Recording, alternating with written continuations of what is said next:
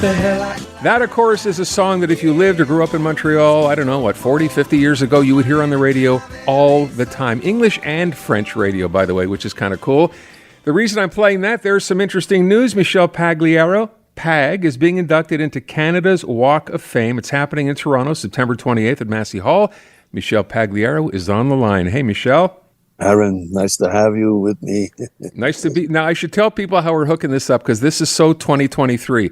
I'm at home, you're in your car, no one can see anybody, and we're doing this that way. You're on Zoom, and I'm on I don't know what. So listen, first of all, congratulations. That's the first thing I should say. Thank you very much. I don't know what all it implies, but the celebration of some sort, and I'm happy to have been, and I was very surprised also because I didn't even know that existed. So now there's this thing where there's some other people from Montreal too, Miles Goodwin. Yeah. And there's other people from Toronto. I know the guys from Chilliwack there. Chilliwack, Glass Tiger, Lighthouse, Loverboy being inducted at the same time as well. You're in really good company. And the Triumph, and there's lots of other people. Carol Pope. And I'm sure I'm missing some because I thought like there was like a lot of them. You know what I mean? Well, how did you find out? I mean, what did they do? They just called you up and say, guess what? What happened? I have no idea. How did you know how did you know you got inducted?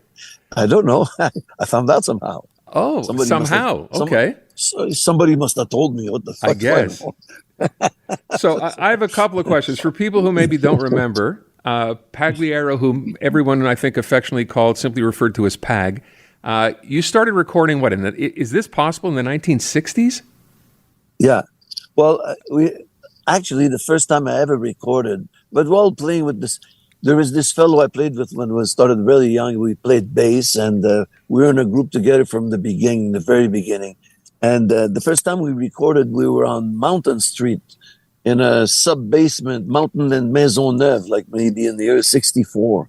And there was a man there who had sort of like this recording thing. And you'd put it all in a booth, and you had to record the whole side of the album in one shot because it was on a lacquer. So you couldn't stop, you know what I mean? Did you ever get to a point, because you really didn't start to get any success until the 70s, had you ever thought, you know what, this is not going to work out, I'm just going to give it up, or was that never a question? Well, first of all, I wasn't doing it for any career move. I was playing with my friends who were playing music, and before that, like I was explaining, we used to do a lot of dance halls because in those days, they didn't have a PA system. It didn't exist. I mean, if you didn't have a band, you didn't have any music. Right. So, and the only guy who had a microphone was the singer. You know, today, like they got everything. They got the digital console, the lights, the sound, everything. So you can have a party and not have anybody there doing it. You know what I mean? Yeah. But in the older days, you couldn't do that. You know? When the PAs started coming in, that started changing stuff around. Bigger crowds, all that stuff. Yeah.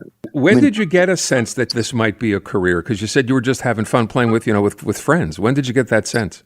Well, after you make a couple of hits, you sort of being able to make enough money and believing you can, or not even believing, but it's sustaining you for the moment. And the moment is all what you care about at that age. You know what I'm saying? So you sort of float on that. Then after a while, sometimes that dries up because nothing's forever. So then you got to adapt because you're not where you were.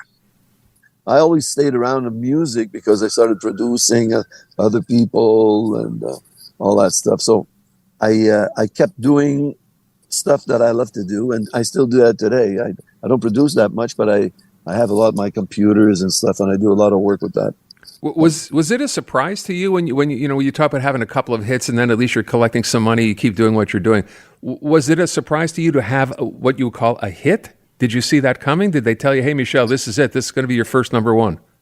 I don't think nobody predicts that stuff. I mean, you got everybody sometimes comes up thinking, oh, it's going to be this and that. But I mean, you only know once it's happening, you know what I mean? Or once it's done.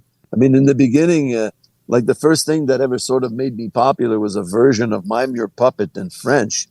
And when I heard it on the radio, it was so bad. That was like funny, And then we did an English record called Lovin' You Ain't Easy.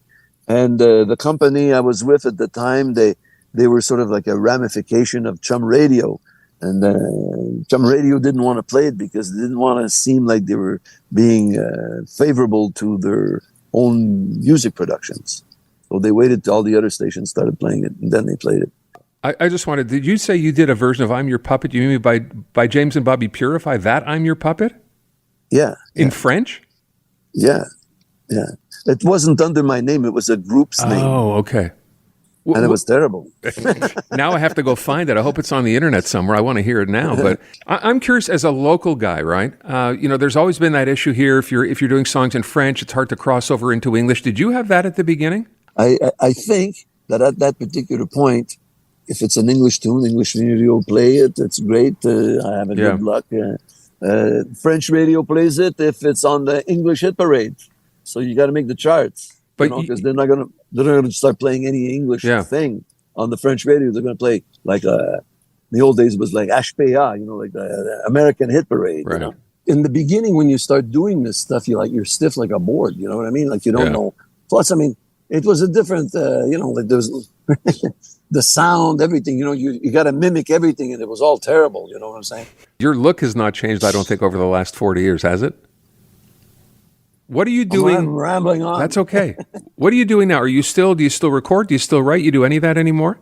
Oh, yeah. I got some crazy stuff coming out. Oh, cool. I always keep saying that, but it's true. So, I mean, we've ran through so many things.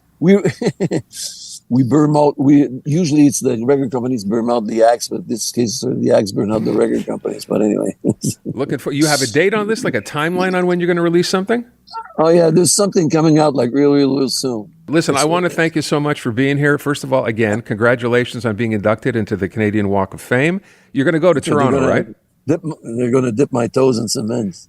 Michel Pagliaro, Canadian rock legend. Michel, thank you so much. I appreciate it. You're welcome.